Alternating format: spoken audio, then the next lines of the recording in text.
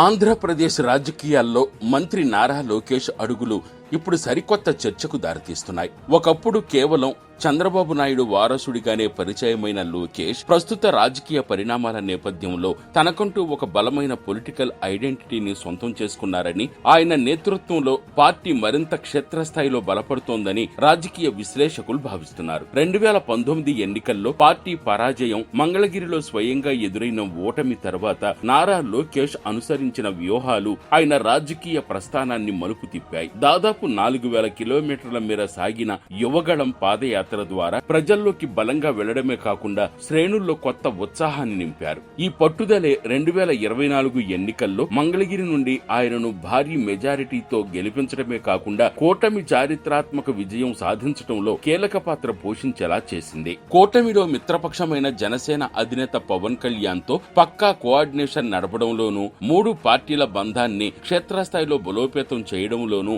లోకేష్ విజయం సాధించారు. పార్టీలో సీనియర్ నాయకులకు తగిన గౌరవం ఇస్తూనే యువ నాయకత్వాన్ని ప్రోత్సహిస్తూ అటు జూనియర్స్ ఇటు సీనియర్స్ మధ్య సమర్థవంతమైన వారధిగా నిలిచారు. పార్టీ వ్యవస్థాగత నిర్మాణంలో భాగంగా మెంబర్షిప్ డ్రైవ్లను భారీగా పెంచడంతో పాటు టీడీపీ సోషల్ మీడియా విభాగాన్ని పూర్తిగా ప్రక్షాళన చేసి ఒక పవర్ఫుల్ అస్త్రంగా మార్చడంలో లోకేష్ పాత్ర స్పష్టంగా కనిపిస్తోంది. గతంలో టీడీపీ కష్టకాలంలో ఉన్నప్పుడు జూనియర్ ఎన్టీఆర్ రాజకీయాల్లోకి రావాలనే డిమాండ్లు పార్టీ శ్రేణుల నుండి బలంగా వినిపించేవి. కానీ ప్రస్తుత పరిణామాలను గమనిస్తే నారా లోకేష్ రాజకీయంగా పూర్తి స్థాయిలో రాటు తేలారని, వ్యూహాత్మకంగా సఫలమయ్యారని విశ్లేషకులు అభిప్రాయపడుతున్నారు. పార్టీని ఒంటి చేత్తో నడిపించగల సమర్థతను లోకేష్ నిరూపించుకోవడంతో ఇప్పుడు పార్టీకి జూనియర్ ఎన్టీఆర్ రాజకీయ ఎంట్రీ ఇవ్వాల్సిన అవసరం లేదనే స్థాయికి లోకేష్ తన లీడర్షిప్ ను ఎలివేట్ చేసుకున్నారనే చర్చ నడుస్తోంది.